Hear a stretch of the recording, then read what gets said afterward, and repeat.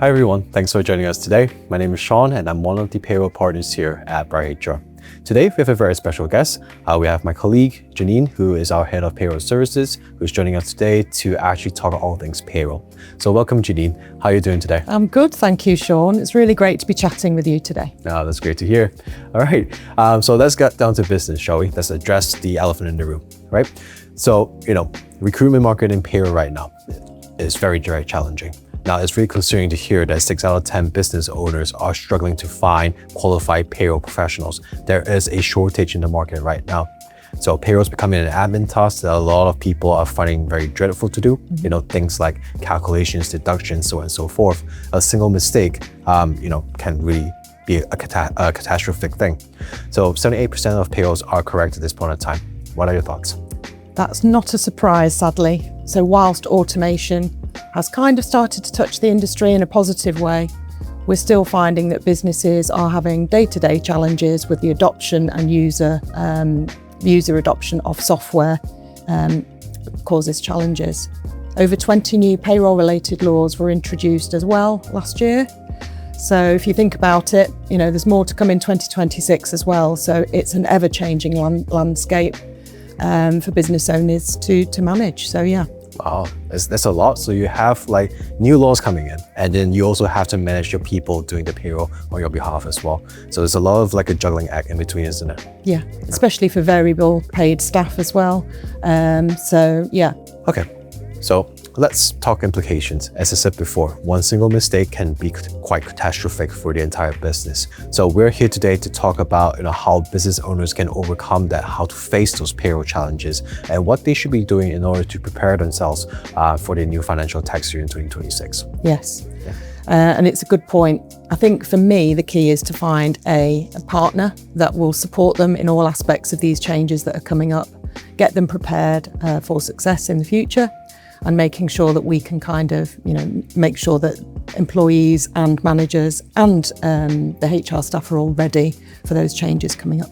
Oh, okay, that's great to hear. I know you did mention quite some time ago that we do have 2 different options for payroll specifically here at BrightHR. Do you mind sharing with us what those options are as well? Sure, absolutely. So our software as a service option is where you might want to retain control of your payroll using an in-house piece of software. So BrightHR Payroll will help you to do that.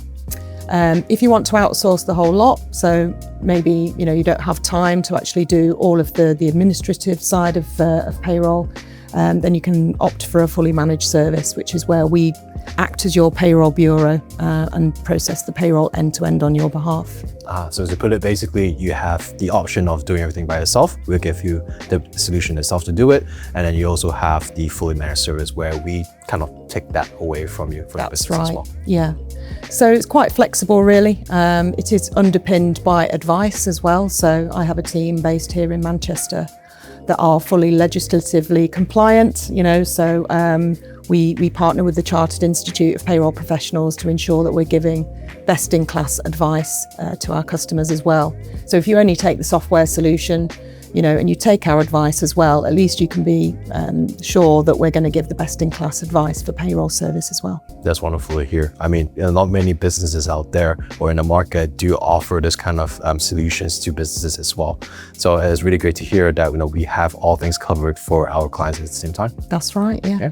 All right, great. So we talked a little bit about all that, what we're here to do today. Let's jump into some questions. Sounds good? Yeah, sounds good to me. Perfect. All right, great. So first question from most of our clients. So what are the biggest payroll pain points for business owners at this point in time? So I mentioned earlier on about hourly paid staff. Obviously, if you're salaried, then annual salary divided by 12. If you're monthly paid, it's all very straightforward, and software can kind of manage that really, really straightforward. But yeah, for me, it's about hourly paid staff and the fact that it varies on a week-to-week basis, on a daily basis, and by hour. So if you're having to reduce somebody's pay because they haven't worked their full shift, for example, it's a lot of touch points in any piece of software. For me, that is around making sure that you can clock in, clock out, measure people's time accurately, and therefore not have under and overpayments to employees. If you can eradicate that, or at least minimise the noise around amendments to pay from a gross pay perspective, then you're winning the battle. Right, great. I mean, from your experience, you've been in the industry for so long. Like, how much time does this actually all build up to? Like, does it actually affect business owners from front to back as well? It does. And again, it depends how much you use software in order to help automate those processes. So say, for example, we do have clients that are still using paper timesheets, for example, and that physically means somebody's having to fill in a timesheet, ensure that that is correct, that it has been filled out properly. Even doing that in technology these days, it's open to error, and therefore things can go wrong, right? Yeah. So I would say it's a time piece. It's about making sure that managers within the business adhere to deadlines and that they're giving you the right information so that whoever's processing payroll can get it done and get it done accurately. Okay. So paperwork is certainly the first challenge. If it's in technology, it's making sure that it's right first time and that it could, you can read it and that it's transactable. Of course. I mean, right now we are in the technology era. Why do you think some people still stick with paperwork or paper trails in that sense? Sometimes they say if it's not broke, don't fix it kind of thing. Yeah. Absolutely. The downside to that is you have single points of failure maybe within the business. If a line manager's not in, that physical piece of paper, there's no audit trail other than that physical piece of paper. It doesn't happen. Employees might not get paid. So there are benefits to obviously making sure that you're automating the whole end-to-end process through technology in order to make sure you've got coverage. You can delegate access to somebody else who's another manager, say, who can pick up in case somebody's not in. There are lots of benefits to making sure that the software, if configured correctly, will do what it needs to do for you as a business. Wow. So there are quite a few points to look out for, when you're looking at streamlining payroll from front to back. There's like paperwork, amount of time that you take to actually run the payroll, so on and so forth. Yeah. So thanks so much for letting us know what's going on. No problem. All right. Let's say you're a business owner. What are the first few things that you should be looking out for when looking for a payroll provider in that sense? I would say in the first instance, make sure or ask the question, how much automation is kind of behind the scenes? Has it been built by design to be automated, to take all of those all-important contractual changes to feed through to the back-end payroll?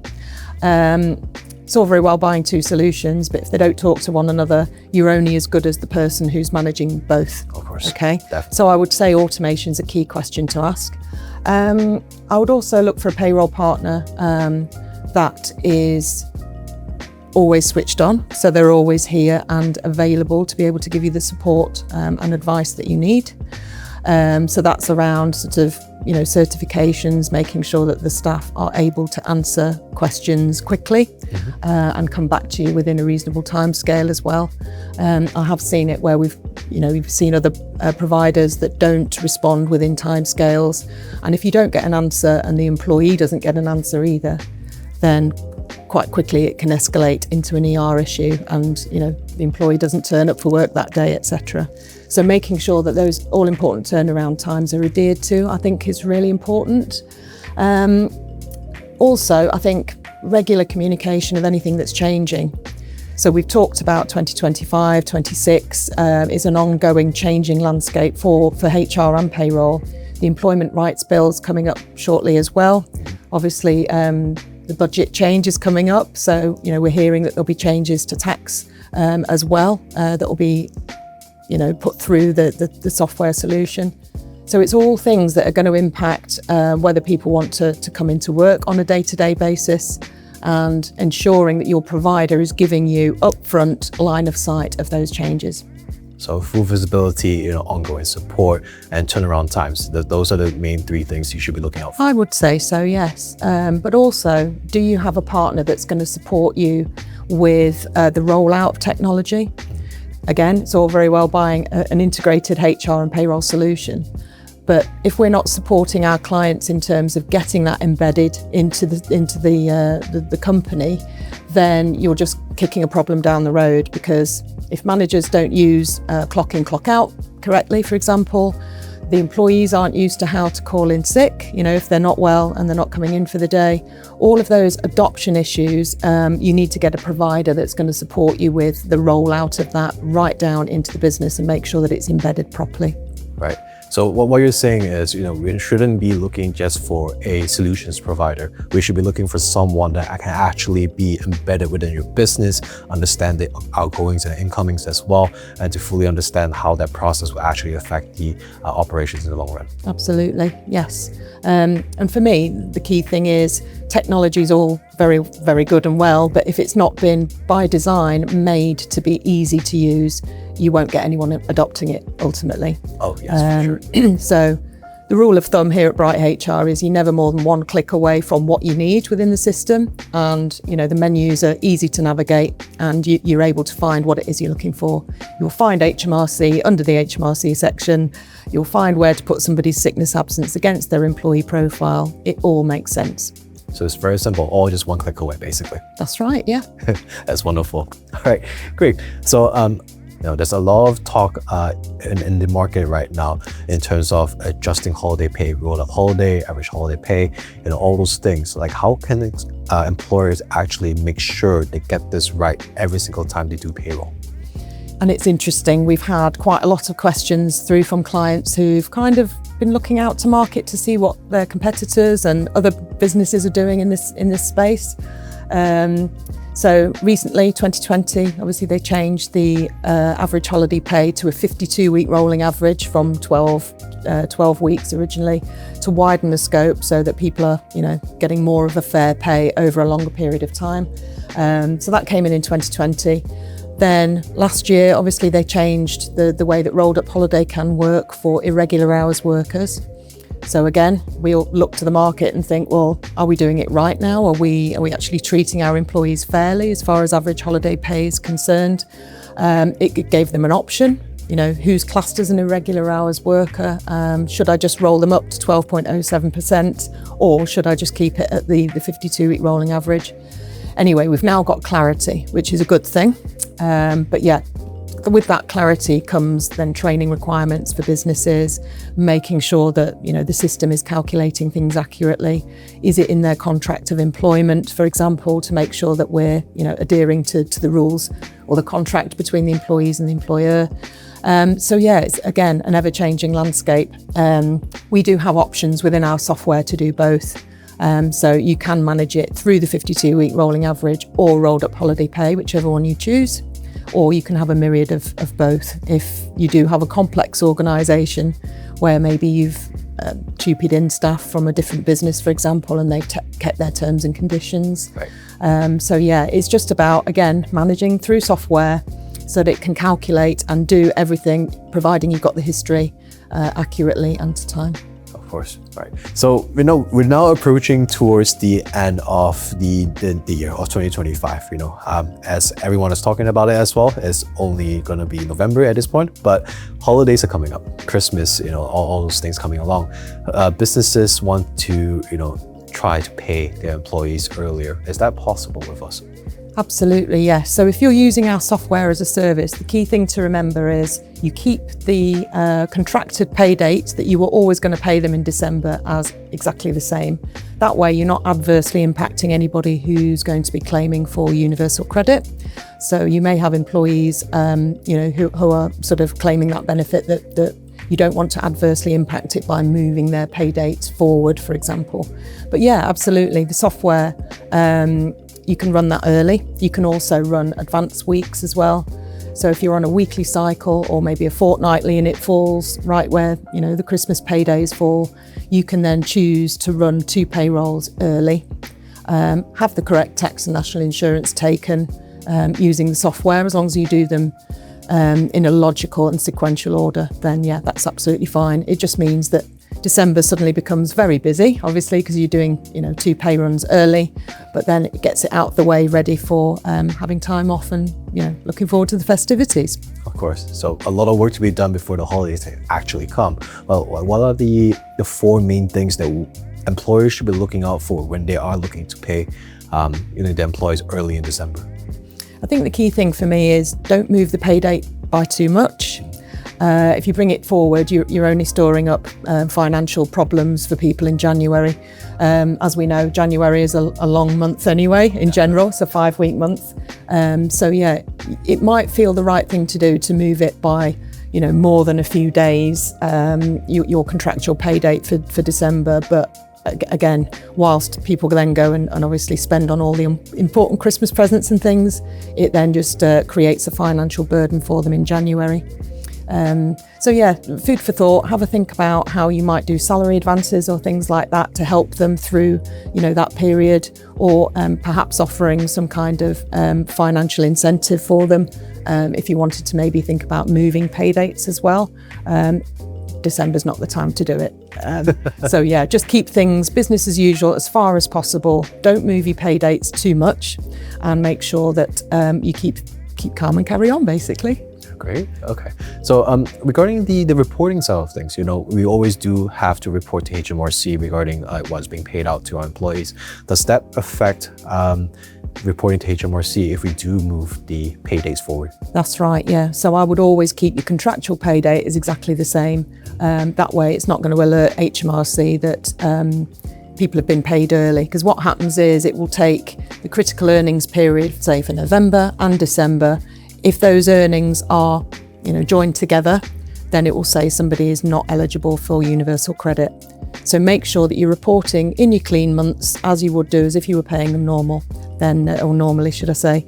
That makes sure that, you're not going to adversely affect them from a benefits perspective. Right. So we just make sure we cover all our bases before we actually move. That's right. Yeah. That's always a good thing to do. Yeah. Great. All right. I do have another elephant to address in the room, right? Payrolling of benefits, or benefits in kind as we call it. So as you already know, HMRC has announced a major change that's going to come in 2027, where P11Ds are going to be done away with and things are going to be reported through payroll instead. So what should employers be looking to do to prepare themselves for that, and what should they be looking out for as well?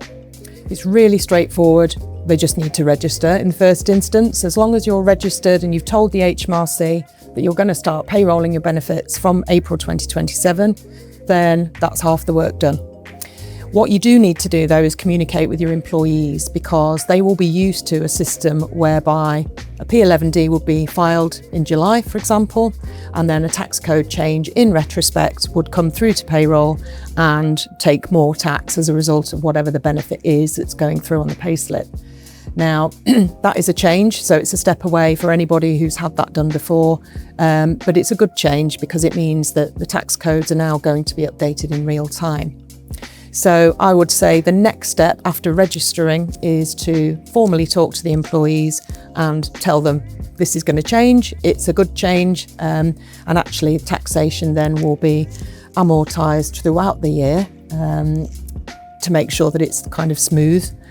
Whereas obviously big tax bill comes in, you owe a lump sum of tax from the prior year, it's a bigger impact to your net pay.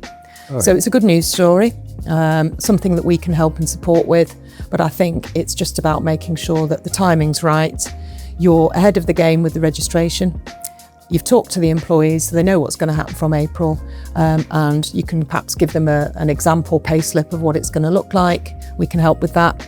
So let's say you've got private medical insurance, for example, or a company car, there will be a notional field on the pay slip that tells them, I don't know, let's say you've got £50 worth of benefits for that particular pay period. This is the portion of tax that's going to be taken on that benefit in kind. So then they're armed and dangerous. They know that it's coming up. They know what that looks like, and it's not going to be a surprise to them. Okay. Great. So what about those who are already halfway through the year via P11Ds? Like, are they able to switch over halfway through the year, or do you recommend for them to actually start in the new tax year instead? Yeah, I would always suggest beginning of a tax year for anything payroll, just simply because then the experience for the employee is uniform throughout the year. Right. So register now, start in April 2026, and then it does away with the need to do any more or any further P11Ds going forward. So yeah, that would be my suggestion. Yeah, so keep it simple for the employees. Don't want to stress them out too much. That's right. Yes. Of course. All right, great. So talking about legislation changes, P11D is going into benefits in kind. Are there any other changes with HMRC that we should be looking out for as well for employees? Right? Absolutely. So the Employment Rights Bill has generated a number of changes. SSP from day one, for example. So for low earners, if you're off sick, you're able to claim for the statutory sick pay from day one rather than day 4, as it is currently. There were 3 waiting days for sick pay, and then it kicked in from day 4. So that's quite a big change for any payroll platform to have to implement. But yeah, that's coming in shortly as well. So it's making sure that companies are aware of that and that their policies and things are updated accordingly.